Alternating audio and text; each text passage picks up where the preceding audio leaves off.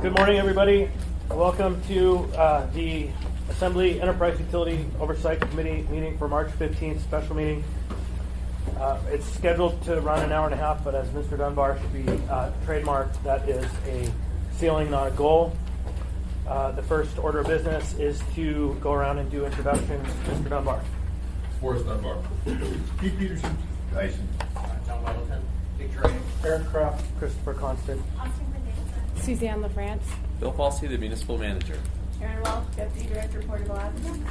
Jeff Poole, C20. Mark John with Petrostar. Bert Manning with AMSC. We'll go ahead around the room, please. Christine Hill. Matt Campos with Petrostar. Tom Reuter, Alaska Maritime. Lori Dalloway, Madison. Larry Davis, Madison. Joey Dad, Fort Massey. Scott Lee, this party to increase. Mickey Holdman, represent myself. Scott DeWanda, Lady Smith. Ryan Zenz, ABI. Bradley Little, Oscar Railroad. Chris Mindell, Charlie Cooper. Ron Goins. Kevin Noah. DJ Crow. Kelly Bowler. Brad Robertson, North Star Turf. Brad Kern, Olympic Second Large. Board Commission. Elizabeth Greer, Ada. Dalton Kramer, Alaska. Thank you all. So, Mr. Chairman? yes, sir. Some of the people identified themselves with an acronym that I don't know what it means. All right. Why don't we go back through this way? If you were an acronym like ADA, Or describe who you are with. Starting with me. Sure. Alaska's Industrial Development Export Authority. Move our way back, ADA. please. Thank you. some of the companies. Yep. Why don't we work this way? If you identified yourself with an acronym, go ahead. AFSC, Anchorage Fueling and Service Company. We do the fueling at the airport. ABI Cements, Alaska Basic Industries, part of Anchorage Travel. We're the cement terminal, ABI. Say that again. ABI, we're the cement terminal, Alaska Basic Industry. Thank you. All right. So the agenda, as it's laid in front of you, is pretty sparse on detail, and I apologize. I was out of state for the last week. I was unable to provide more for individuals. Also, before we get started, is there anyone on the phone who would like to identify themselves? Yeah, sure. This is Vince Beltrami with the Alaska AFL-CIO. Ben Stevens, Office of Governor. Say that again. Ben Stevens, from Juneau, Office of the Governor. Anyone else? And this is Bob Struckman, AFL-CIO. I work with Vince Beltrami. All right, thank you.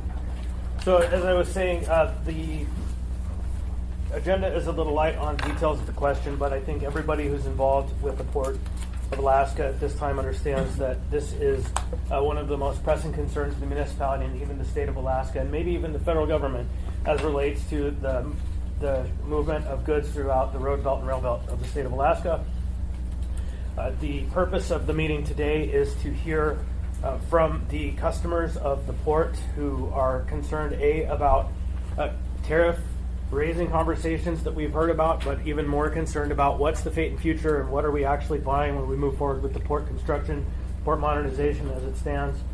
And this is the second in a multi-part conversation in which this Assembly Committee, which is now a committee of the whole, which we need to update the agenda for future meetings, is taking a serious look at the cost and scope of the project. As many of you know, we were quite surprised when the analysis was done and the cost was presented to us, and that shock led us to a moment of clarity, and that moment of clarity is going to go on for a bit while we investigate the actual need and means of paying for the future of the Port of Alaska.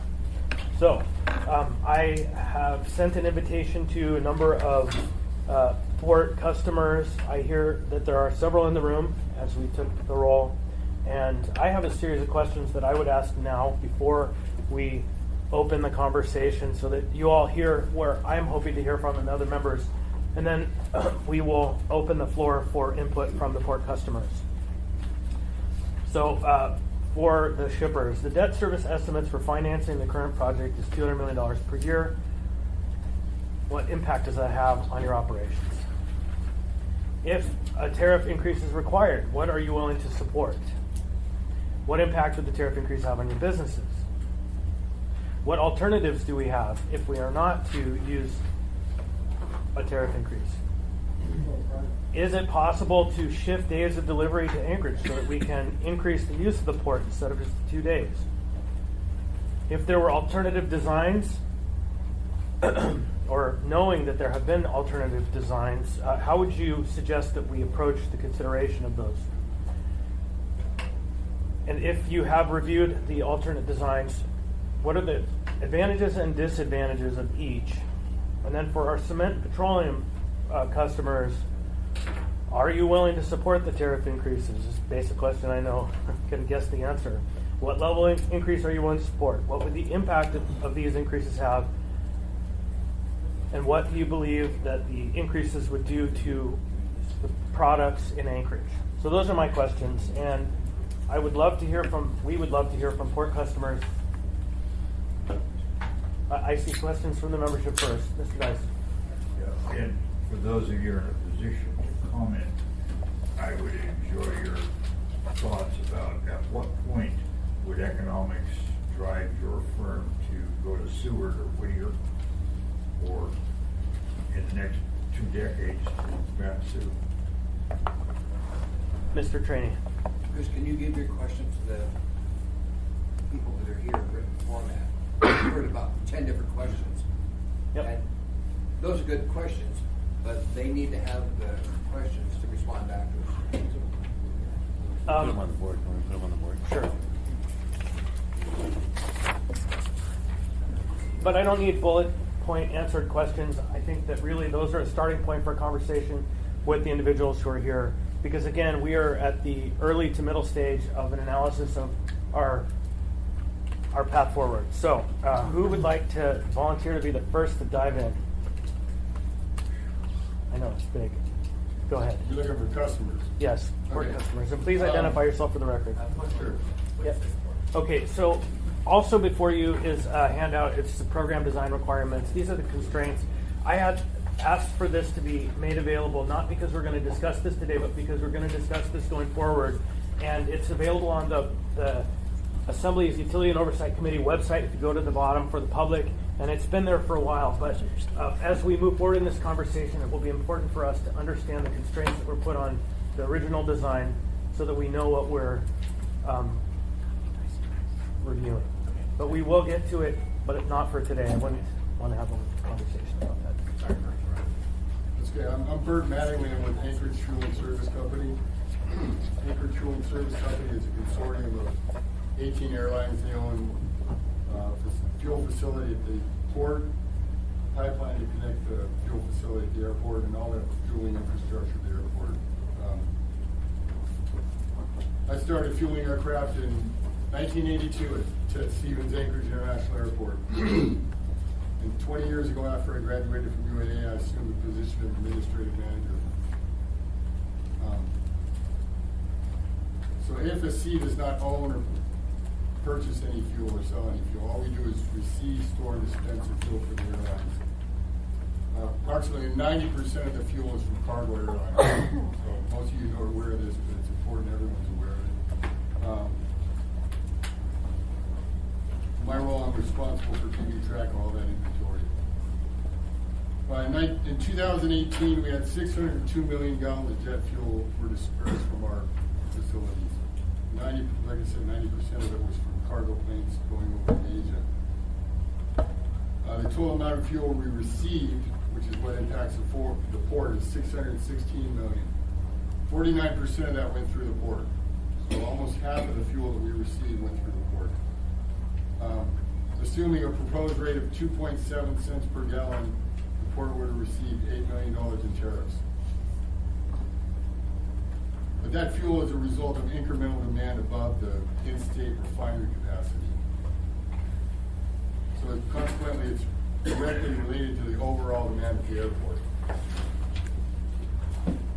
Any change in the airport demand will result in a higher change in demand at the port. Assuming a 10% increase in demand for jet fuel at the airport, it would result in a 21% reduction in fuel coming from the port, because it's incremental. So that means if there was a 10% demand 10% decrease last year, instead of 8 million, it would be 6.4 million. And you can just do the math. Every 10% is 1.6 million, using the 2.7 cents per gallon. And to be clear, any tariff that's imposed on the fuel coming through the port is going to be imposed on all the jet fuel. That's just how the pricing works. So instead of $8 million for jet fuel last year, the cost to the airlines would be $16.2 million, because all fuel would go up that amount. And then the offset is you know, if demand goes down because of this, that provides less incentive for the supplier bringing fuel in from outside, because they're going to have less business. So they're going to want a higher return, because they're going to have, you know, there's a minimum return that they want. And then if they were to pull out, you know, the decreased competition results in increases too. So a little history. Our peak period was 2005 to 2007, when the average was 858 million gallons. In 2008, we saw a decline of 17% due to the financial crisis. That was just a calendar year, so it was actually, the 12-month period was actually greater than that. But then late in 2009, demand came back, and there were fuel shortages because Flint Hills was shut down at that point. So a lot of airlines had to divert Anchorage. So they have other options. And my intention is, as a result of that incident, they've gone and they haven't come back. And I back that up with, because we're only 6% above the 2009 low. From the peak of 2005, the average peak of 2005 to 2007, we're down 30% from there, despite record trade deficit last year. So the trade has come back, but it hasn't come back to anchor. So in summary, you know, anytime there's major issues arise, the airlines look at their alternatives, whether it be earthquakes, volcanoes, supply risk, or and you were speaking of hearing from the customers. Well, we got 18 different customers, and the likelihood of them coming here and speaking to you is, I spoke with, oh yeah, there's one other big fact that you want to keep in mind of that. The total volume at the airport, the top 4 airlines use 49% of it. So there's a huge collection there. Yeah, so they do have options, and basically what's going to happen is if any increase you give them, they're going to look at their options. What are their options? Sorry. Their options are routing, basically. Specifically, what does that mean? So that we're Well, they come into Anchorage with cargo from Asia, and then they go back empty. So they have options for refueling somewhere else to go return. Our benefit is, you know, we're in a good place physically for heavy cargo to come through. But on the return flight, they have a lot more options. They have an option of going along the West Coast, or option of going all the way around the world. Mr. Croft. Can you either say or send me the basic data, that is the throughput? You were talking about it, but I'd like it written down. How much the tariff is now and how much it raises, and what the total cost of the project is. So is that 5% of the fuel cost? Is it 10 or 20? But you could just send those to all assembly members but me. I'm interested in amounts, cost, and what the raw cost is, so I can assess, did this up the entire, you know, the value at the cost to the end user by 10%, 5%, 100. If you'll send those costs, we'd appreciate it. Okay. Mr. Training. Do you know if any of this is a result of new engines being put on the planes? Certainly. Fuel efficient? Certainly. That's a big part of it. You guys, Ben, a question. Ben, are you still online? I've got a question for you. Is the governor looking at adding a facility at the airport to have the airplanes bring their cargo in from Asia? unload them here, and then send them on the Lower 48. At one time, I heard there was some talk about doing that at the airport. I don't know the details of it, but I know there's interest in an Asian cargo carrier coming into the airport. That's about the extent of what I know right now. That would be with DOT or FAA. Thank you, Ben. Thank you, Mr. Chairman. Other questions? So one thing you didn't address is, if not a tariff, then what? How do we pay for the portions of the dock that are essential to the moving of fuel? Well, the position I've been told to relay is AFSC's position is state and federal should be funding it. But obviously, there's other cost alternatives. They would include that as cheaper alternatives. But AFSC's position is this is infrastructure and it benefits more than just the airlines. Mr. Train. No, Chris, I think we need to see if the state will do a state bond on this, because this is, the Port of Alaska is here. We get 80% are going to be coming to Alaska comes from here. So it's not just an Anchorage thing. This is a regional port for the whole state of Alaska. And we need the state to get online with helping us get a statewide bond to rehabilitate this port. Because it would be disastrous for the whole state of Alaska, not just us. I don't disagree. And the purpose of this process is to understand what is the there. I know we've got Ben Stevens online. I get it. And so as soon as we know what the there is, I'm sure we'll have a broad-based campaign. Hold on just 1 minute. This is Ben. Who's speaking, please, about state involvement? That was Mr. Train. That was Dick Traney from the Assembly. Well, at this point, the state doesn't have any input into the management of the port whatsoever, and it would be a GO bond that would be required to get involved to a vote of the people, because at this point, the state doesn't have any input in the management of the facility at all. It all lies in your body. I know, but 80% of the state citizens live here, and their goods come through the port of Alaska. So I guarantee you, the state does have an interest in this. Okay, so Mr. Weddleton, you're in the queue. So you said get someone else to pay and scale back. So what would you not do that's in this? Mr. Mattingly, please say your name. Bert Mattingly, AFSC, they would seek all alternatives. They would do the math and wherever the economics work out. And I asked specifically Cathay Airlines, which is the #1 carrier, what they would do, and that's basically what they said. They said they'd look at the cost, and they'd make an economic decision. And in reference to the state's involvement, I have to remind you that, that Alaska, the airport funds the whole state's airport system. Ted Stevens Airport provides the whole airport system. So it is a state issue as far as the fuel going to the airport. All right, any other questions? I'd like to make a comment on the condition of the airport. The airport landing. Wait, who is this? The airport Please say your itself name. is totally self-funding. Is that They Mr. actually contract with the state and pay the state money to help do the management of it. So the airport and the port are two totally different animals, where landing fees and fees that are generated by the operations at the airport fund all operations at the airport.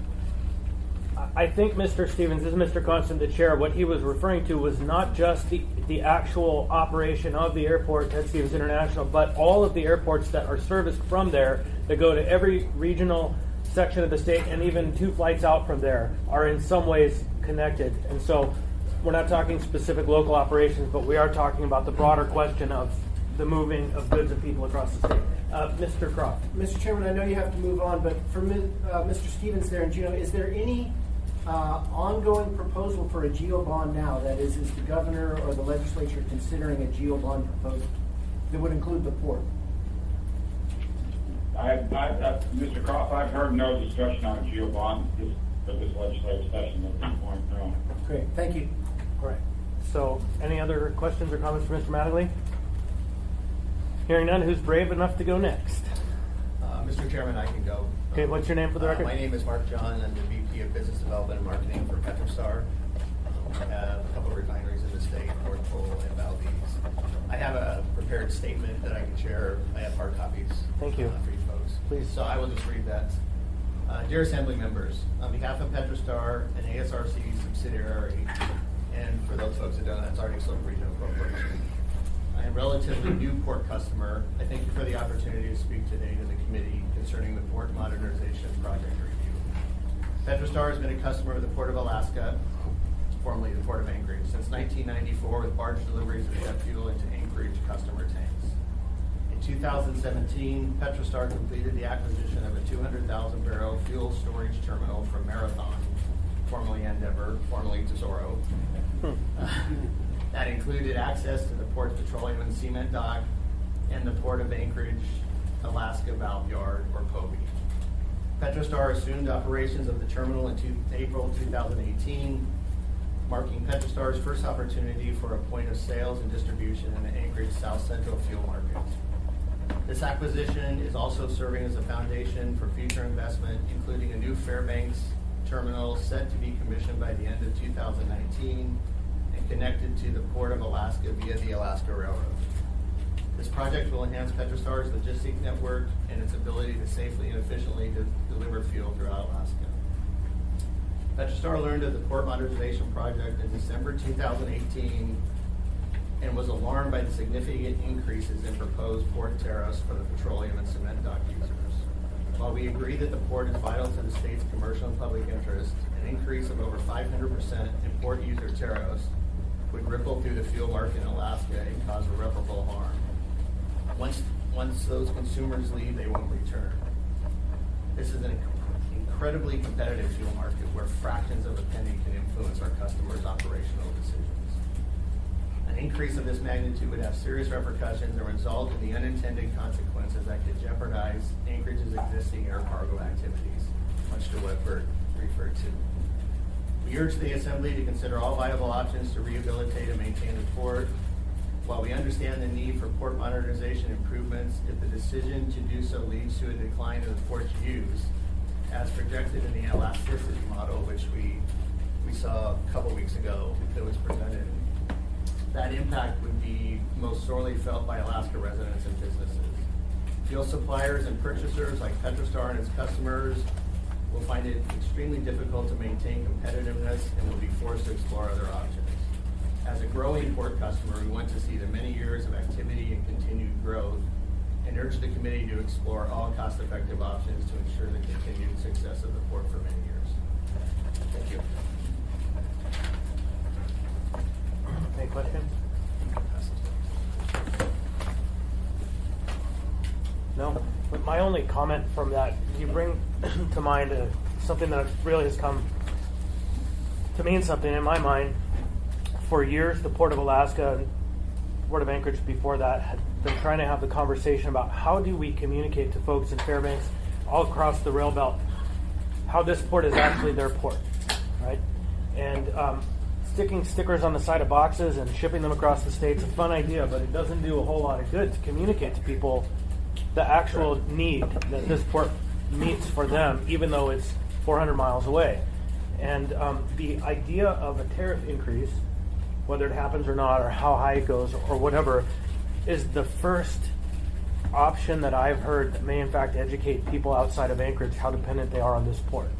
And so as scary as it might sound that this could happen, it might be the first time we are actively able to educate people outside of Anchorage that this is their port.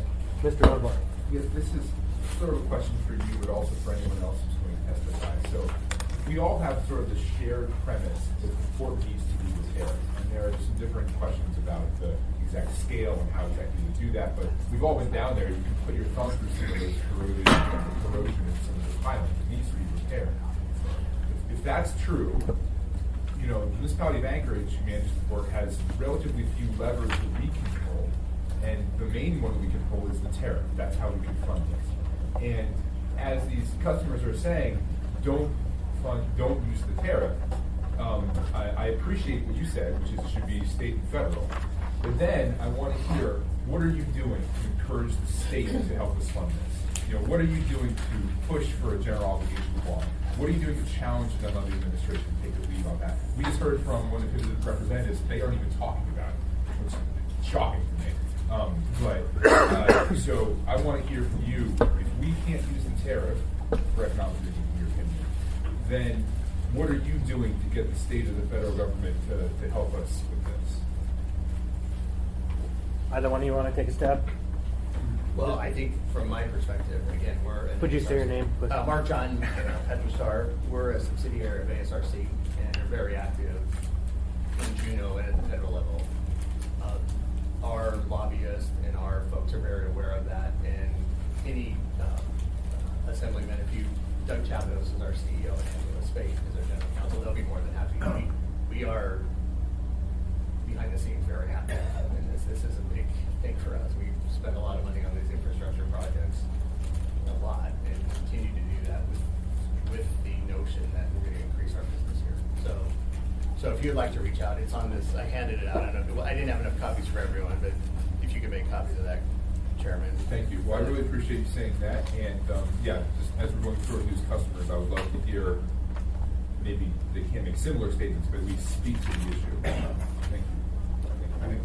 In response to your question, Bert Mattingly, FSC, I'm in the process of drafting a letter based upon the court's letter that was sent to the federal level for all the airlines to sign, to send to the state and the feds. Thank you. Other questions? All right, do we have the next organization ready to speak up? Please come forward so the recording can hear you. I'm Ryan Zins. I'm Vice President for Alaska Basic Industries. We're the cement terminal. Come on up further so we can hear it on the recording. We can hear you. Oh, sure. Where would you like me to hear? Fine, yeah. Thank you. So we've been a long time port customer for 60 plus years in some form or another. And so we've been involved in the design in the beginning for inputs as far as what we need. And what I would like to do is well, thank Bill first. Last week we met, kind of looked at the overall design as far as what's been needed. And you know, this is designed to be a 75-year emergency dock. Everything happens, and will service the rest of the state if something catastrophic happens within 7 days. And so, I guess from our stance is we've gotten to a point to where we found the cost, and now we're moving quickly into a contract. I think the step that we took last week to kind of identify different areas of potential savings before we go down that path would be extremely helpful. And what I heard yesterday at the commission meeting is the Assembly's looking at a consultant or an engineer to kind of come talk to them and lead their way through some of those designs and schematics and requirements to see what can we really save. Is this a dock we can afford? Because if we look at it from a tariff standpoint, what I'm hearing is lost jobs. Cement, I mean, we can absorb some of this stuff, but if petroleum goes away, the cement's going away. I can't. Can I stop you there for a second? Yeah. I want to say thank you. You're the first person who has said, we will do our part, right? Instead of saying someone else, you're the first one to say we'll do our part. I want to say thank you. Mr. Dicey. What kind of change in the Port of Alaska tariffs would have you guys consider going to Seward, or what is it? That's hard to answer. That's like going out to my customers and saying, how much can I charge you? And it's a breaking point. I mean, where we're looking at is this is a fourth year of a recession for us. Volumes are down. We got hit the 500% increase in ML&P utility costs last year alone. We're looking at a 500% hike in tariffs. And, wages are going up. And these are just incremental costs that just keep adding and adding. And just to say we're going to pass it on is, we can't do that. And if we're looking at a tariff at this in year 5, I mean, that's $1 million out of our bottom line. $750,000 increase that just comes straight out of the bottom line, less than pass that along. So what does that mean to the community? That means increased construction costs, increased production costs. What I would like to see is if we can't find funding, is this a dock we can afford? Can we back off? If it's an emergency dock, what's the emergency for the other facilities? And maybe we pay a portion of that. I'm not sure. What I really appreciate is coming to the table last Friday and saying, okay, well, 75 years, we're looking at this machine. Well, if we're having to fund an entire dock, well, we will modify our equipment, we'll do different things so that we don't have to pay $1 million a year. $1 million a year is gonna buy a lot of equipment. And then not to mention what it's gonna do to the fuel people, because if the fuel people goes away, that directly affects us as well. So less people, less cargo, less construction projects for the municipality. I mean, that's a big concern. Quick question, do you ship outside of Anchorage? Do your goods? Yeah, we ship to Fairbanks, interior. We do mostly Anchorage in the interior. The Rail, southeast is the- right? Goes up the rail or does it go up in trucks? It goes up mainly in rail, can go up by truck also. Okay. Currently we're using rail to transfer large volumes. All right, so communities outside of Anchorage are Yeah. impacted by this decision. Well, Anchorage right now, I mean, we're in a recession, fourth year recession. Anchorage is not seeing a big uptick in that. The Fairbanks, you got all the military work, DOD work, bunch of mines, things like that going on. But our big increases, we're not seeing in Anchorage outside of Anchorage. Just for the record, Ms. Wemhoff has arrived. Mr. Dyson. Yeah, to follow up, I appreciate your comments, they're helpful, but you didn't answer my question. What can the market bear? No. At what point would you guys start considering Seward or Whittier as a point of entry for Now. Okay. If I'm looking at a 5-year, this is what the tariff is gonna be, and I don't know if that's really what the tariff will be. Yeah, no, nor do we, Yeah. obviously. So you're already hauling stuff, trucks or railroad from Port of Anchorage. Correct. And so if you went to Seward, another 50 miles, and Whittier, another 60. But there'd be a capital cost of installing whatever the equipment you use to take the stuff off the ship and load it. Is that the capital cost for the unloading of equipment? Is that a big figure? Potentially, it depends. There's a lot of different avenues that you could take. So if we were to, say, uproot and move, Yeah. that would be a significant undertaking. Is that tens of millions of dollars for just the handling? I mean, we just invested multi-million dollars in our dome that we just built down there 3 years or 4 years ago now. All right, thank you. But a lot of that's sunk cost at this point. Yeah, That's and going forward. Yeah. Now, is much of that equipment not fungible? You couldn't move it easily? Well, the storage, yes, we would Okay. still keep it as a storage facility. At some aspect, I don't know. All right, thank you. But the importing is what we seriously look at. And I think the rub of that question is. Mr. Chairman, this is Bob Struckman up at the FLTO. I think that it might make sense at this point for Vince and myself, Bill Struckman and myself, to address the issue of the financing. How about as soon as we're done with Brian Zins, and then we'll pull you in. That'll be great. So, but I want to get back to what the question that Mr. Dyson is asking that no one can answer, of course, is that there is a point at which it's a better deal for the port customers to move their operations, but Mr. Dyson's point is that there are also expenses at the other end that are high and real that will cause that cost-benefit analysis to kind of create a conversation around what's actually the reality we need to move forward with today. And that's an important question we have to tackle. Mr. Trainee. Thanks, Chris. How many employees do you have here working in this Anchorage area? It varies. During the peak construction season, we're about, we have a bunch of different divisions, 140 to 60. Because Chris, it's not just the port, it's the economic impact of those employees had to move out of Anchorage down to Seward, down to Whittier. It's a big economic shock to Anchorage. Well, and to them, because someone would have to pay for all that. And so if it's not going to be this port, and it's going to be that port. Well, Whittier, you've also got the call of a tunnel that may not be able to take the capacity to move the ships to there and shipping the cargo. Yeah, and there are so many questions, and I'm not going to ask you to answer them all. But any other questions for Mr. Zins? Okay, so quick tour down the Investor Road. Mr. Struckman, Mr. Beltrami.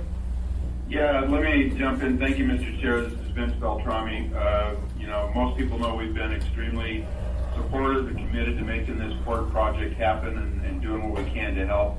I'm not sure what the framework is for the potential for institutional investors to get involved, but we do have related organizations like the AFL-CIO Building Investment Trust and others that could potentially help leverage other funds with a pretty big portfolio doing projects like this. So we're just, this is important to Alaskans, to all citizens, to our members. Major infrastructure projects that have to be addressed, and so we are standing ready to do whatever we can to engage our investor partners across the country to see what can be done. And Mr. Struckman is a great connection for us to that. If Bob wanted to add anything real quick.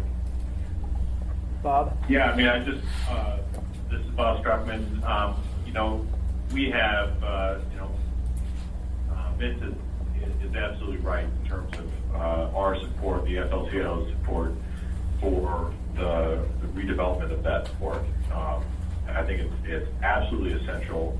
It's not a question of it's how much. I believe I'm very optimistic that our funds would be interested in this. And so, when you guys are looking at the scope and decision on making plans for this port redevelopment, think in terms of what you want to have happen, not if you can make it happen, or, and I think it would be important for it to be in Anchorage. This is I'm sort of stepping out of the, that's not my wheelhouse necessarily, but I'm really interested in pursuing this with Vince to get folks from our investment trust to Alaska to look into the nuts and bolts of this. And I just want to express, our support, the FLTO support to make this happen. Okay, we have a couple questions. Mr. Dunbar. Yeah, I guess, thank you, Mr. Chair. I guess I'm not quite tracking what you're saying exactly. What do you mean by you have funders that would invest in the port? Can you be a little more explicit about that?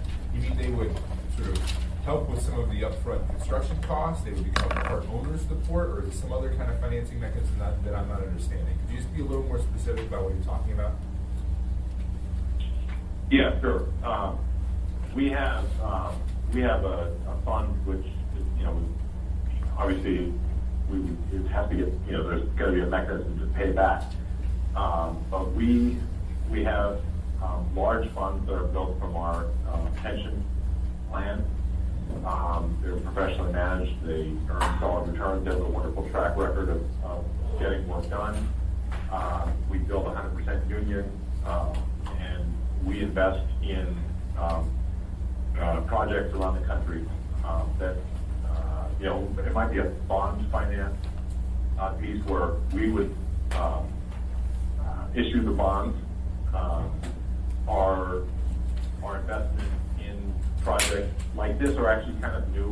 We have a relatively new infrastructure bank. The dollar figures are significant. We don't invest in small ways, and we wouldn't be a part owner. I think that it's a public utility, right? It's part of the city of Anchorage.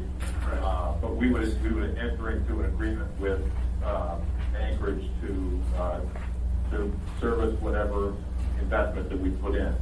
The terms are very good because we're not Wall Street, and we're not trying to I think we're a much better partner than a lot of sources of funding. And it can be easier than self-financing if you were to issue general obligation bonds or something. That might be a tool, but sometimes that's not as easy as we can get better rates, I guess, in a lot of cases.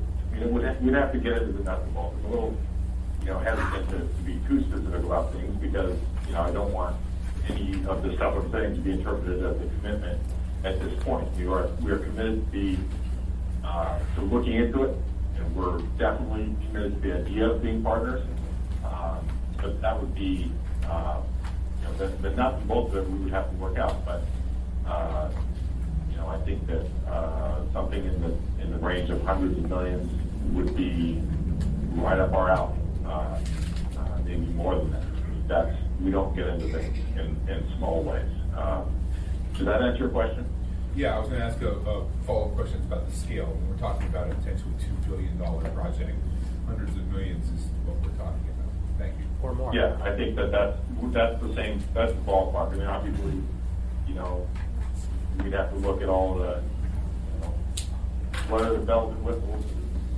Is it gonna be you know, how big is the project? I mean, that's a question for you guys. But I mean, we're committed. We have the funding. These are the kinds of projects that we like to do. And as Nick said, you know, this is critical to the state of Alaska, and you know, we want to be partners. Mr. Peterson. Thank you, Mr. Chairman. And so my question is, obviously, these pension funds are invested to bring a return in, and so I'm wondering how it would not cause a raise in the rates at the port if we used your funding versus a general obligation bond from the state or somewhere else. I wouldn't be able to speak to the specifics on that until we go down the road a little further. So, sorry, I can't answer that. It's just a question that I don't expect you to know the answer, but something would have to be answered before we got to the contract. Mr. Dyson. That makes sense to me. Yeah, thank you. Good morning to Vince and Ben. Haven't seen either of you for a long time. Am I correct in assuming that part of the conditions for the loan from the union pension funds would be that all contractors are union? That would be a good assessment, Mr. Dyson. I mean, that's how most of these projects around the country have been built. You know, we're proud of our apprenticeship programs, our ability to provide the best skilled workers, and if we're providing the funding, we would certainly have an expectation that that's going to be with our members on the job. And we've built projects like that around Anchorage with other groups like Washington Capital Management, who also uses part of the pension fund. Thank you. And you're right, you got a proud record. Thanks. And I would just add that the municipality, the assembly, passed the community workforce agreement, and I would guess that any project that comes along in the scope of this would actually fall under that set of rules that we've already established. And so I think that we crossed that bridge already a few months ago, and we're just waiting for the implementation. So, yeah, I'm certain that the scale of the dollars on this project would fall under the community workforce agreement. Ordinance has passed. Any other questions then for Mr. Struckman? Okay, none I'm hearing. I'm thankful that you reached out and that we have you on the phone. Please keep listening because heads certainly turned a few minutes ago. So, we have not yet heard from anyone involved in the shipping of goods across the port other than fuel and cement. So, please, stand up and identify yourself.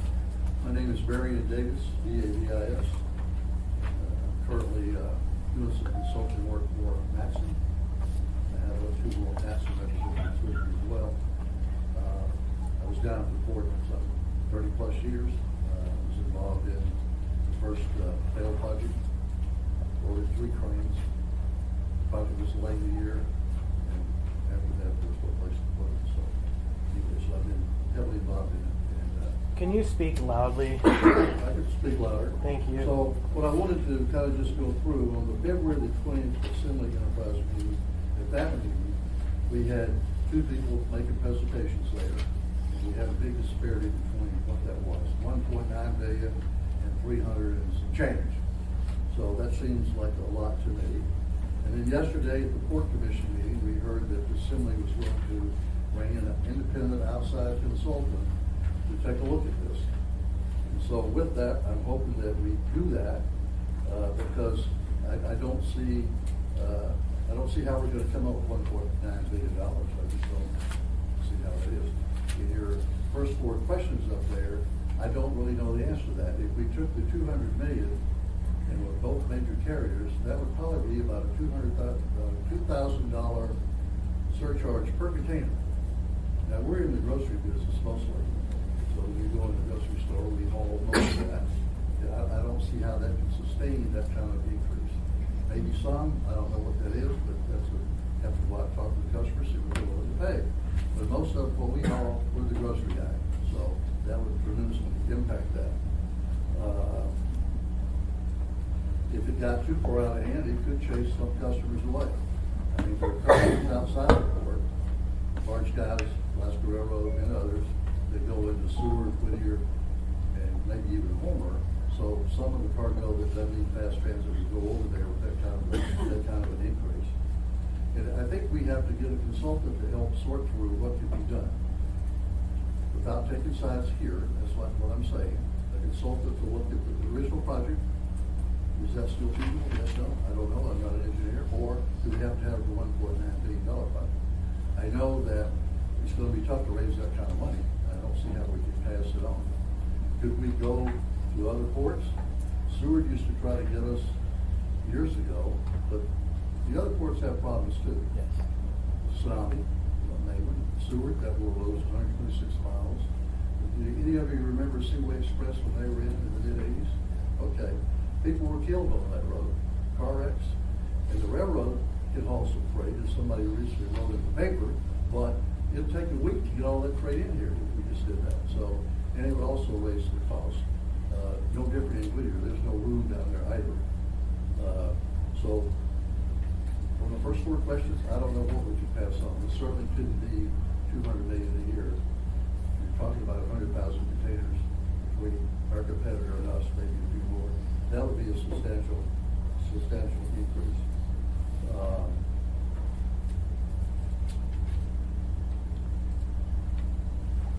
Number 5, about the vessel schedule. That would be hard to do. Unlike our competitor, we go to Kodiak and Dutch Harbor. And it takes 3 ships to do that. And we have to be here on Sunday and Tuesday. Otherwise, we wind up in Tacoma on the weekend. And there's no freight on the weekend. If either carrier left out of it, those rival days, it would be a serious non-competitive. Just about all the produce type business would go to the person that's here on Sunday and Tuesday. So it's a big deal. And our competitors and our customers wouldn't be too happy about that. They would look for other ways. You know, there's a lot of freight that comes up over the highway. I don't know if you realize that, but just about toward the end of the week, there's a lot of cargo coming in here over the road. You go to any grocery store, you'll see those 48 to 53 foot trailers back in there.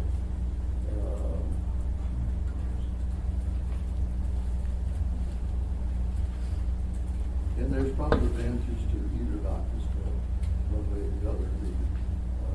Item number 6, though, does create more land and would give us a back reach area to put containers in. It will eliminate the cost of customs. It will eliminate the cost of digging all that out, disposing of it. But I'm not an engineer. We need to get someone on board. So Tuesday, if you're chairman meeting, what we're asking, let's have someone that's not connected to either of these engineering companies to take a look at this and help us get the cost out. Okay, thank you. Any questions? I have a couple. The first question I have, just trying to be creative, been thinking about lots of ways that we could address the conundrums here. And one that comes to mind, that 2 days a week, Tuesday and Sunday. Tuesday and Sunday, is it? Sunday and Tuesday. Yeah, Tuesday and Sunday, and trying to figure out a way to get more use of the dock days rather than to have it all in 1 or 2 days of the week. Do you think it would be of value to your customers or you as a customer if we were to offer just to be creative here, a 6-month period where if you picked those alternate days and your customers had them, we gave you an 80% tariff reduction, right? A real value to moving those days so that we could actually have a smaller port footprint, but at the same time get the products up here. Find some financial incentive to make it of value to your customers. Let's see, that wouldn't be much of a reduction. 80% sounds like a lot, but it wouldn't be that much on the dollar side, because that would be about a ton. Let me rephrase that then. Assume that there was a 500% increase or even more, whatever it costs to build the docks that we're talking about, and then an 80% reduction. That would still be a lot to pass on. I mean, I guess we can take a look at going to those customers and just say, here's what we're going to do to you today, and then see what they do. But that would be hard, particularly the grocery business. That's mostly what we do. So how much can you afford to pay for milk and eggs? But it's interesting because if you hear it from one side, you say it's not that much. if you reduce it that, but take it down 80%, so an 80% increase isn't that much, is what I heard you say. Is it that? The tariff isn't very high. Right, no, and so that actually gives some perspective to the conversation about what the actual costs are per item. Mr. Dyson. I assume there's a minimum water depth that you can get in on. That's true. What's the many hours a day in general can you get into and out of the dock? There's numerous times a year at the current dock where we have to leave the dock because of the depth of the face of the dock. Yeah. When we've stayed from time to time over the years, we've actually damaged the bottom of our ships. So both proposals, I believe, gets us out into 45 feet of water, which is what we need. And then that way we're good to go. So right now it could be minimal, and then you've got the silt problem down there too. And we're blessed that the federal government pays for that, Rich, because if they didn't, I don't know how we would pay for that. Yeah. So it's an important question. Mm-hmm. So as we think about flexibility, we're limited by the tidal range or the state of the tides. And so I'm looking for you to say for your ships, there's only about 7 or 8 hours of on either, or 3 hours, 2 hours on either, 3 hours on either side of high water that you can get in and out or something like that. We have to come and go at high tide. How many hours there do you have high water slack? 10 or 12. 10 or 12 Right. hours on either, 6 hours on either side of high water?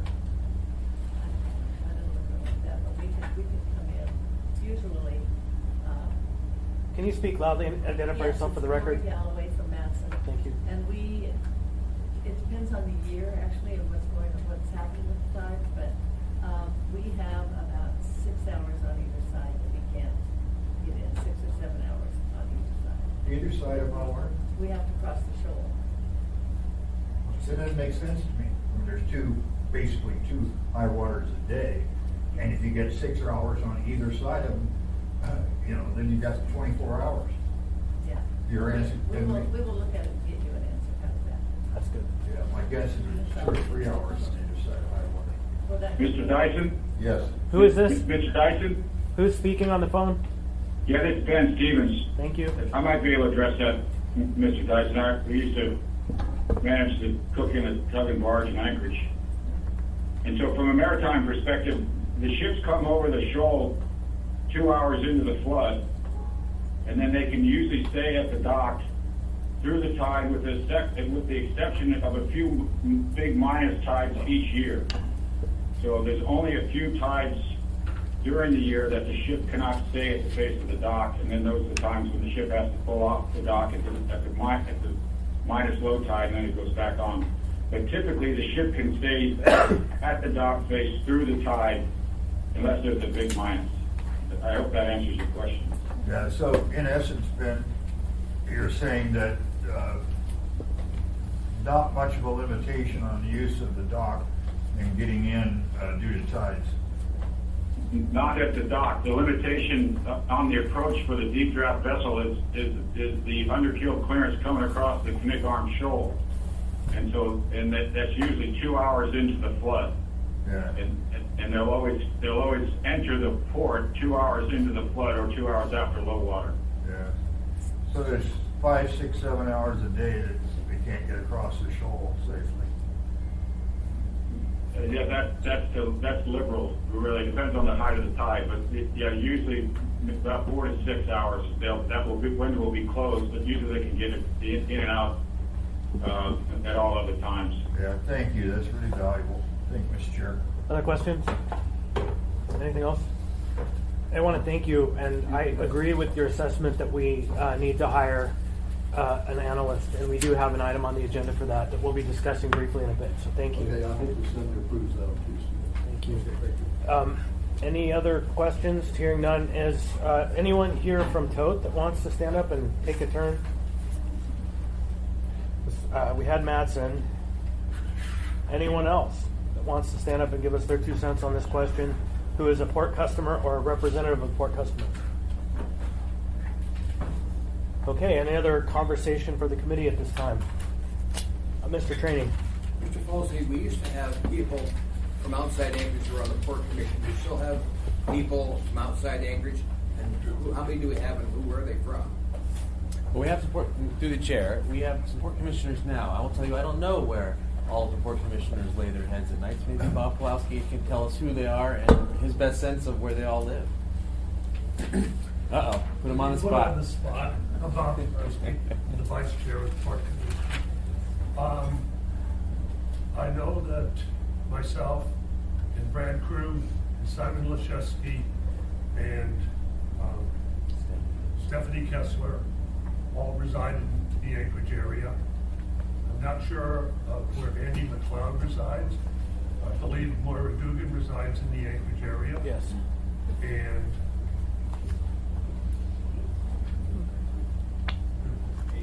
Ames Thompson is in Anchorage. So to this point, after, I'm not sure we have any that are not in the The reason I Anchorage. asked is years ago we decided we needed to expand regional support because we didn't want to just look like it was an Anchorage port. We wanted input from the rest of the state. Ms. Walsh?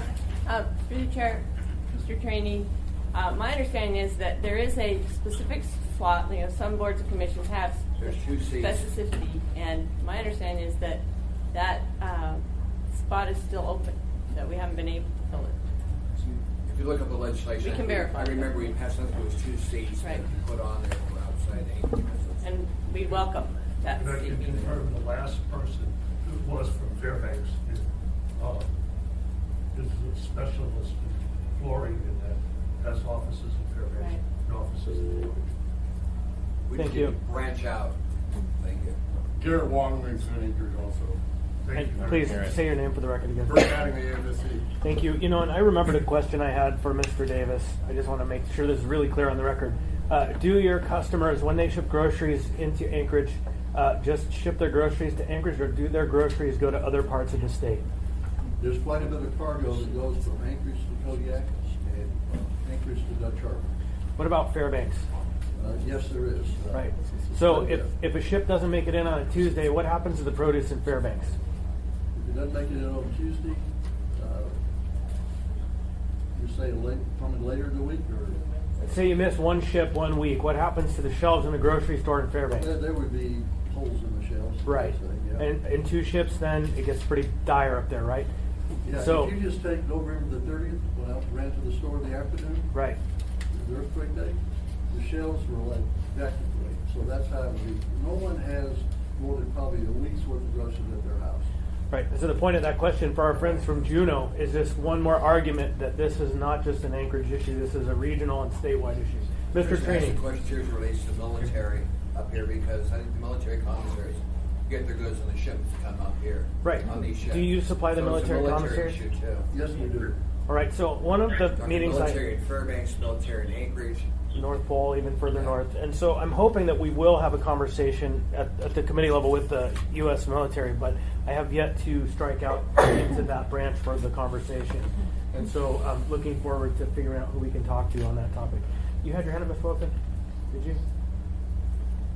Well, no, but since you pointed at me, Go ahead.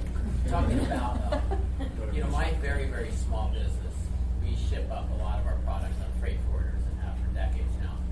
And for the first 25 years of business, that shipping cost was so low as a percent of our inventory cost, we really didn't factor it in much. But in the last 4 or 5 years, there's been a lot of consolidation and the cost has gone up substantially for freight forwarders. So much so, I think they've calculated how do we keep it just underneath John UPSing stuff up to a store.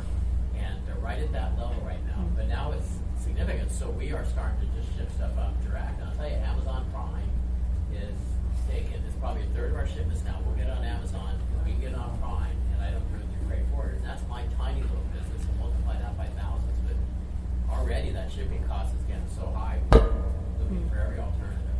And it's, that's just the math at the ground level.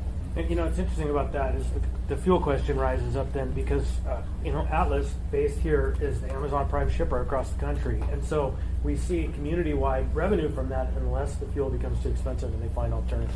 And so all of this conversation is so wrapped up into these many points. Any other port customers want to speak up? I see you ready to raise your hand. Speak up, name for the record. My name is Tom Ritter with Alaska Maritime Agencies. We represent numerous vessels that operate in and out of here, but have not been asked by any of them to speak on their behalf.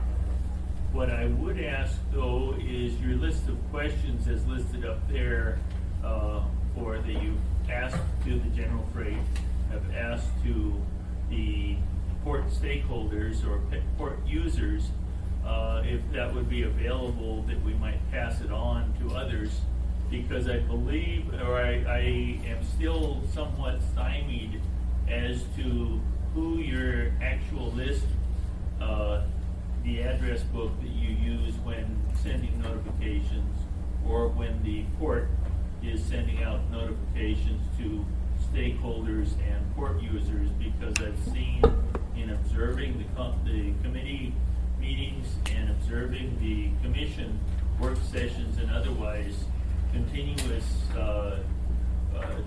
statement that we never heard about it type of statement. Yep. All right, and I'll be happy to publish up on our website the list of folks I've sent emails to, just so everybody's aware and it's nice and open. But I know that this conversation has been far-ranging and wide, and everywhere I go, from here to DC, people are talking about this conversation. And so I would hand back to your friends and your clients that if they're not hearing about it, they need to listen more closely, because this is happening loud and clear across the community. It's been published in several news media outlets, and but I will be glad to put that information up. I will just have to go back in my emails and find the list. So others? All right, then for the purposes of good order on the agenda, we have this committee meeting audience participation. I will open the floor. Mr. Haberman. My name is Eugene Carl Haberman. I represent myself. I live in Madison Valley. Follow the public process. The public process done appropriately. Decision made by the governing body to elect Republicans. Note for the record, I did attend the Port Commission meeting yesterday at noon. Yeah, I do attend. I raised concern, by the way, of that meeting, that they have it set up where you have to go through security. I believe in safety. They need to move those meetings outside so it's easy for the public to attend. It's very complicated to get on that board. Some of you may realize that. I'm attending, I'm trying to get on the board, but that's not having a public meeting. Also, the agenda for that meeting was basically the information that was there, and I'm very critical, as you know, of the Valley and what they do at the port out there. There's more paper at that meeting than what I've seen with the Port Commission meetings, the recent ones. One agenda, which I didn't get to see until like 4:24 p.m. the day before. That's not appropriate. The second thing is the, what about the packet? They provide verbal reports, but you're blinded. And with all due respect, I appreciate the extensive information was at this meeting. But that's the type of information that should be at that Port Commission. And I'm glad that discussion that you're having is happening here. But it's dark out there at that Port Commission, what's going on. But it's more clearer to what's going on at this meeting. And it would be more clearer for the public if you move your meetings outside this room and get it over to the USAC library where you are. I see you're doing something here, but this is just a touch of what you really need to do, with all respect. And I remind you, you had it at USAC library in connection with the enterprise, and there was a lot of people in that room, and obviously you couldn't get that number. And I'll close with this last thing. Staff there at that meeting yesterday said that it wouldn't be available, people wouldn't be available to speak at this meeting. I corrected the situation. So some of them might not have attended, but they were told to speak, and it was put on the record. Thank you very much. With a minute to spare. 45 seconds left. Thank you. Any other members of the public wish to speak? Can be a member of the public. No, I'm going to come back around for announcements and last minute comments. Any other member of the public? Okay. For the purposes of good order, I would like to now just kind of roll back for a quick comments, because I also have a comment at the end. Mr. Palsy. Just to the administration's perspective, we wanted to extend our thanks to the Port Commission and to all of the user groups. I think taking a big step back, we all realize that the port facilities are past their useful design life. But there was an estimate maybe a few years ago that puts us 9 years out from the petroleum cement terminal just falling into the inlet. So it's all in our interest to figure out how we get this done. We took it as our task to take the port that we had inherited using the design criteria that were set by the users in the prior administration in 2014 and ripen that up to our 100% final design and put a price tag on it to see what it costs if no one else comes and helps us. What we don't know, and what we are thankful to the Port Commission and to the users, is to help us figure out what those tariffs do to the commodities and to the affected businesses. Certainly, we are not interested in building a port that will cause business to flight from the airport. We are not interested in building a port that will cause volumes to spiral down so that the port no longer can pay for the new infrastructure that it has just created. This is the conversation that we have needed the assistance of the users and the Port Commission on. Our goals remain to build the cheapest port that serves our needs, and we are all in this together. So we, I think, as we go forward with the Assembly, are interested in interrogating what some of the choices were that we inherited from 2014 and whether they can move the needle. But I think this is the conversation we are interested in playing, whatever part we can play that is constructive. And there is a very strong case to be made for some assistance at the state or the federal level. We're interested in playing that as well. Thank you, Mr. Falsey. And Mr. Trainee. Thank you. Just to those that are online, we appreciate your input and listening to this conversation. Thanks very much. I absolutely agree. And so to the members, and some copies were made available, and up on the committee website, there is a document called Program Design Requirements, a report made to the Executive Committee of the Port of Alaska, February 26, 2019. It's a very comprehensive document about the assumptions made under the project that we've been asked to fund. And so in a future meeting, we'll be diving into those requirements and having a conversation, part of that decision-making process of what do we actually really need and what can we actually afford and how do we land. One thing that's become impeccably clear is that there are many moving parts on this process. And Ms. Quinn Davidson and I had the great fortune to be in the Capitol, D.C. this week, and had conversations with both of the staffs and the members, Senator Murkowski and Senator Sullivan, about the Port of Alaska. And they're very on point. They understand the issues probably as much as anyone does here, which means not enough. And they are very much open and willing to hear our concerns. And Senator Sullivan sagely asked for a book, a publication, a document that we publish that states the scope and scale of the project that we want to see moving forward, the potential funding sources that we see, and both local, state, and federal that might be an element to this, so that when the time comes and we've done all the housekeeping we need to do, they know their parts that they're being asked to fund. And so to get to there, I believe that we need an analyst, an engineer to work with us. And to that end, you will see for the second reading an ordinance that's on the, I believe, the second reading. One and done. One and done. It's a resolution. That's right. We postponed it from the last meeting to fund for the Assembly an expert that can help us who is not a port customer or a port contractor or a contractor for the project, so that we can get expert advice, and that might actually help us to create that book that we need to move forward on how to fund this project. And finally, I've been in discussions with Mr. Falsey and the administration about holding a special meeting of the Assembly at which we do two things. One, we bring in the attorney that's been representing us in the case in Washington that is kind of a standing issue that needs to be resolved in this process.